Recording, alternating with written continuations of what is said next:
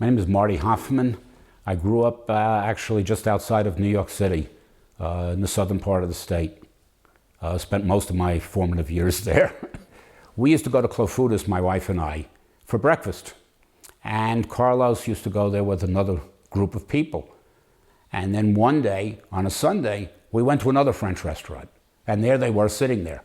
So I went over and I said to him, "You're a traitor. What are you doing here?" And that's how we became friends. I think a person to look at Carlos's work has to be somewhat open, is to sort of get a gist of maybe what the artist is trying to present, but I think more than that is a gist of what he feels. Is there a story in there? Is that painting talking to him? And I think almost all of Carlos's work talks to people. They have to have a sensation. If it's not an emotion, it's a story. It tells them, example over here, where I saw Snoopy. It tells me a story of my youth. When I saw The Dancer, I like dancers. Suddenly I see a dancer.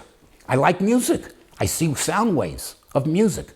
The other thing I like to do with Carlos's work is I love to look at it in a different perspective.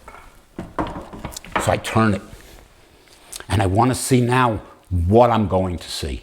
I see this incredible geometric form, and it's a geometric form in a very organic painting, and it contradicts each other.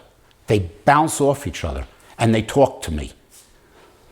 Most important thing of Carlos Carulo painting is that it always talks to me. It always says something to me. It always leads to an emotional response. I think what he does is maybe something he read, maybe something that happened over the last recent period that basically inspires him to write a poem, to write a story. And Carlos doesn't write stories because he doesn't write words. What Carlos Carulo does is run to a piece of paper or a canvas and plays with his artwork. So I think it's up to the person and very personal. It really has to have a dialogue.